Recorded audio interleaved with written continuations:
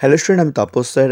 আজকের ভিডিওতে তোমাদের যে রবীন্দ্রভারতী বিশ্ববিদ্যালয়ে ডিস্টেন্স তোমাদের যে এমএ তাদের ফার্স্ট সেমিস্টার আছে, তো তাদের যে সিসি 1.4 যে পেপারটি আছে, তো সেই পেপারের আমি তোমাদের কোনগুলো খুবই ইম্পর্টেন্ট, কোনগুলো সাপোর্টিং এবং কোনগুলো এক্সট্রা, সবই কিন্তু আজকের এই ভিডিও তোমার সামনে আলোচনা করব যে কোনগুলো তোমাদের খুবই ইম্পর্টেন্ট, কোনগুলো সাপোর্টিং এবং কোনগুলো এক্সট্রা।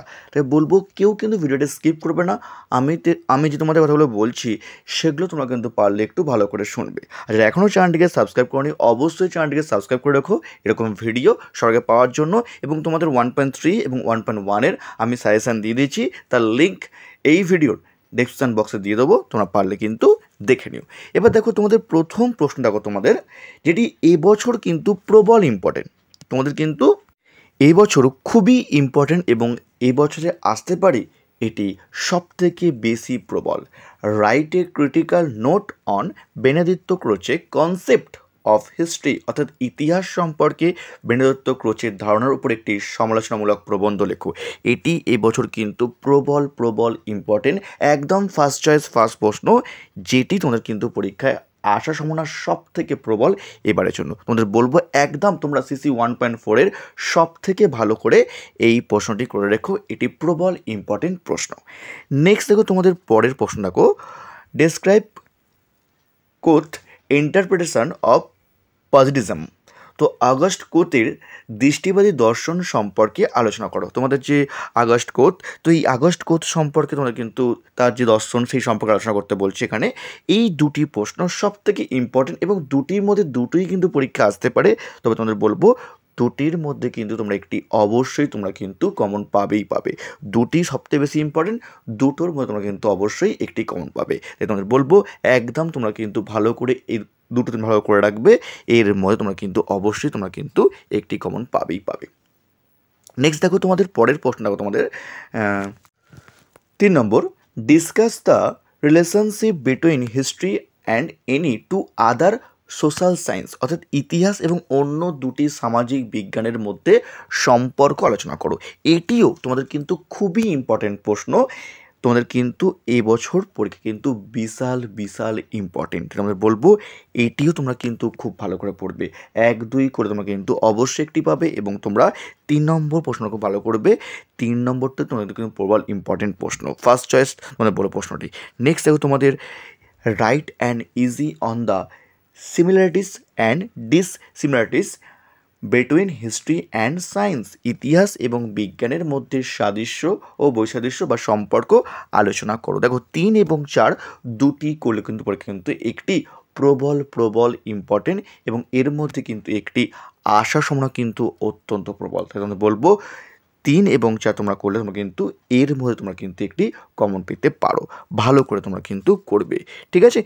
নেক্সট দেখো তোমাদের পরের প্রশ্ন, দেখো তোমাদের discuss the debate among historian with regard to the relative importance of facts and interpretation in the making of history, ইতিহাস রচনায় তথ্য ও ব্যাখ্যার আপেক্ষিক গুরুত্ব নিয়ে ঐতিহাসিকদের মধ্যে বিতর্ক আলোচনা করো। ভেরি ইম্পর্টেন্ট প্রশ্ন, তোমাদের একদম ইউনিট 1-এর প্রশ্ন তোমাদের কিন্তু বিশাল ইম্পর্টেন্ট, তোমরা কিন্তু ভালো করে তোমরা কিন্তু প্রশ্নটি তোমরা করবে, এটি বিশাল ইম্পর্টেন্ট। এবং এই প্রশ্নটি সাপোর্টিং প্রশ্ন, 5 নম্বরটা খুব ইম্পর্টেন্ট, তার সাপোর্টিং প্রশ্ন হচ্ছে এই প্রশ্নটি, do you think that subjective history is the basic of the historical writing, তুমি কি মনে করো যে বিষয়গত ইতিহাসে ঐতিহাসিক লেখার মূল উপাদান বা মূল, তোমরা কিন্তু এই দুটির মধ্যে তোমরা কিন্তু একটি অবশ্যই তোমরা কিন্তু কমন পেতে পারো, কারণ এই দুটি প্রবল ইম্পর্টেন্ট তোমাদের ইউনিট 1 থেকে। 5 নম্বরটা সব থেকে বেশি ইম্পর্টেন্ট, তোমাদের বলবো ভালো করে তোমরা কিন্তু করবে।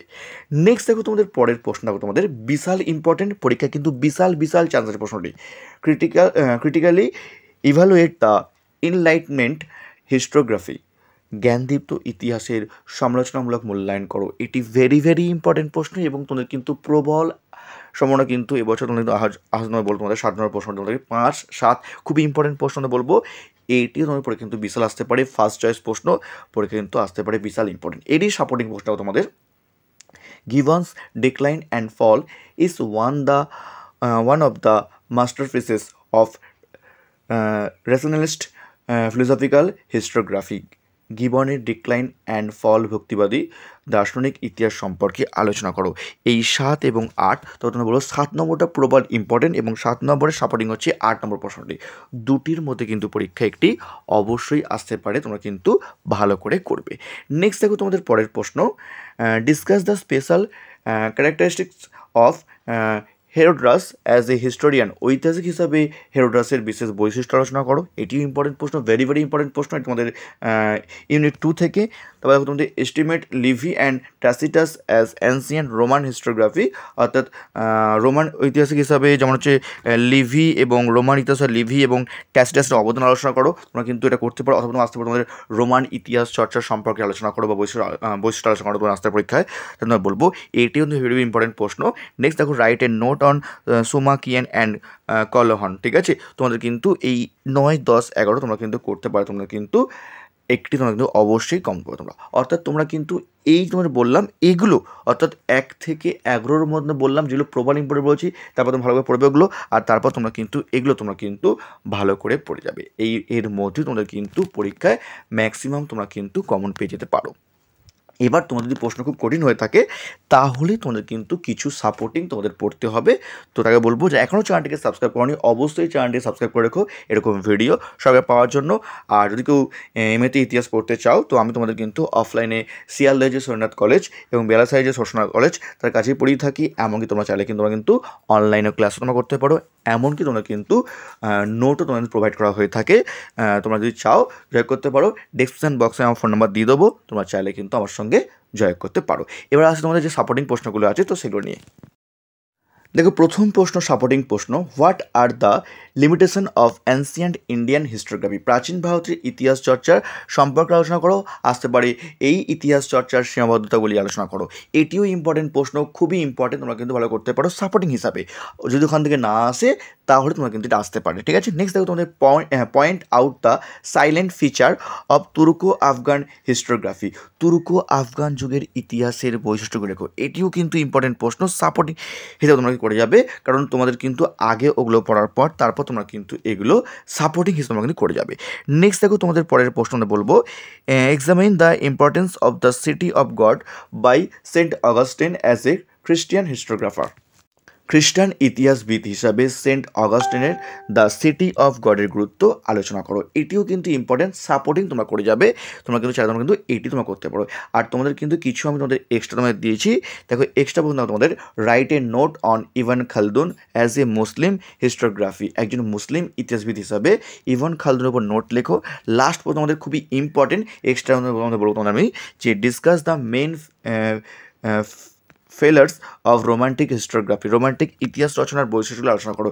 এটিও তোমাদের কিন্তু খুবই ইম্পর্টেন্ট প্রশ্ন বলো তোমাদের, তোমরা এটাও তোমরা করতে পারো। তোমাদের বলবো 1 থেকে তোমাদের যে 11 নম্বর প্রশ্নগুলো বলা হয় তোমাদের তোমরা ভালো করে পড়বে, এবং তার মধ্যেও তোমাদের বলে দিতে হলো ইম্পর্টেন্ট প্রশ্নগুলো সাপোর্টিং ওগুলো এক্সট্রা, এবং তোমাদের কিন্তু এখানেও তোমাদের সাপোর্টিং তোমরা লাস্টে করবে, তারপর তোমরা কিন্তু পারলে এক্সট্রা করবে, এবং এক্সট্রার মধ্যে তোমরা কিন্তু রোমান্টিক ইতিহাস চর্চাটা তোমরা দেখেছো, কারণ তোমরা আগে ওগুলো করার পর যদি টাইম না থাকে তোমরা কিন্তু অন্তত দেখেছো, যাতে তোমাদের প্রশ্ন কঠিন হয়ে থাকে অন্তত তোমরা ছেড়ে না আসতে পারো, যাতে তোমরা একটু ভালো করে তোমরা লিখতে পারো। ঠিক আছে, তো এই ছিল তোমাদের আরবিউর এর ডিস্টেন্স তোমাদের কিন্তু 1.4 যে পার্ট আছে তোমাদের সিসি 1.4 তার সাজেশান তোমাদের সঙ্গে আলোচনা করলাম। আর যারা এখনও সিসি 1.1 এবং 1.3 দেখোনি তার লিঙ্ক এই ভিডিওর ডিসক্রিপশন বক্সে দিয়ে দেবো, তোমরা পারলে কিন্তু দেখে নিও। তো আজকের মতো এইটুকুই।